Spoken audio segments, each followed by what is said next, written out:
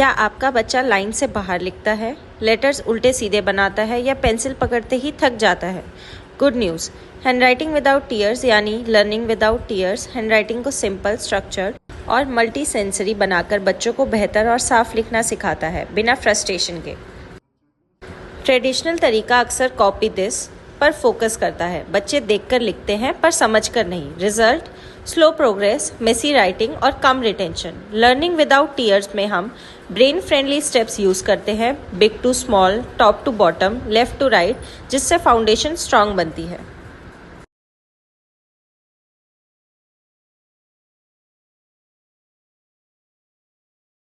Handwriting without tears एक developmentally sequenced multi sensory handwriting programme है जो अब लर्निंग विदाउट टीयर्स के नाम से चलता है। ये प्रोग्राम प्री राइटिंग से कर्सिव तक step by step skills develop करता है। Posture, pencil grip, letter formation, spacing, size, line awareness, सब कुछ।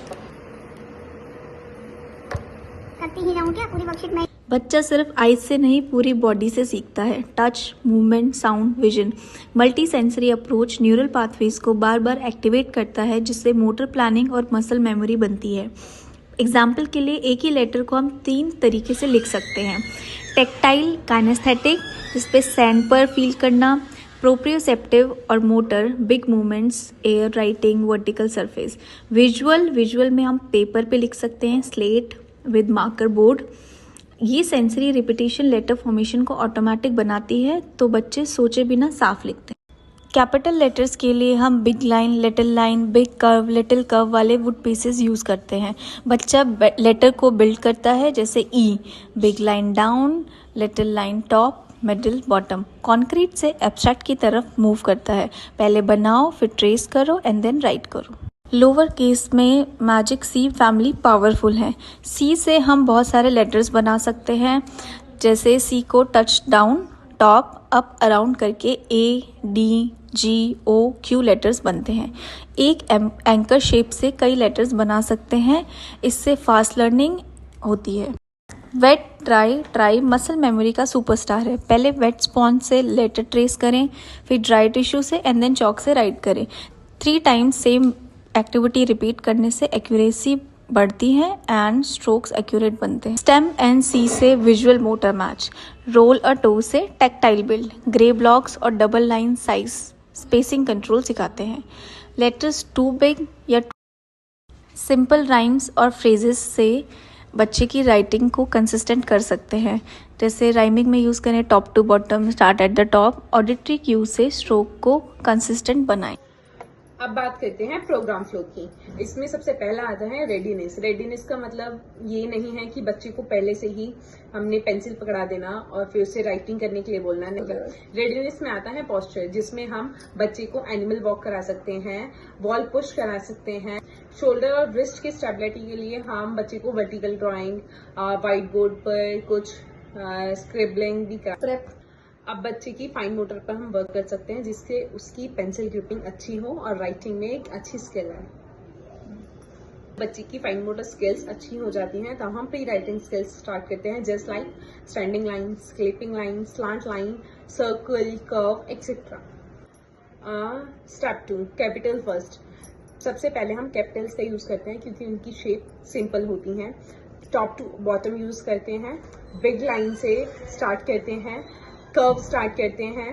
और कौन कौन से टूल यूज करते हैं? Wooden piece, mat, slate and clay and cubes.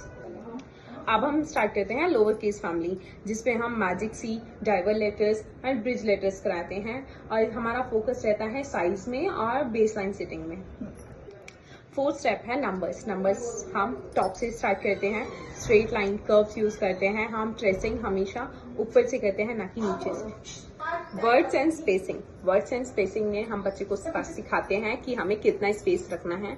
बच्चे को वर्ड्स को लिखते समय हम 1 फिंगर का स्पेस देते हैं, और कुछ टाइम बाद हम आइसक्रीम स्टिक का यूज करते हैं, और कुछ टाइम बाद हम इस प्रॉम्प्ट को फेड कर देते हैं, और मीन्स आइसक्रीम स्टिक को भी हटा देते हैं। इसका रूल होता है कि हमें हमेशा वर्ड कैपिटल लेटर से स्टार्ट करना है और 1 फिंगर का गैप रखना है। 6th one is speed and fluency. इसमें हम बच्चे की स्पीड और फ्लुएंसी पे वर्क करते हैं। जस्ट लाइक अगर बच्चा नोटबुक से कॉपी कर रहा है तो उसमें स्पीड कितनी है उसकी और वो कितनी फ्लुएंसी में कर रहा है। अगर बच्चा बोर्ड से कॉपी कर रहा है तो वो कितनी स्पीड और फ्लुएंसी में कॉपी कर रहा है। These are common issues and LWT fixes.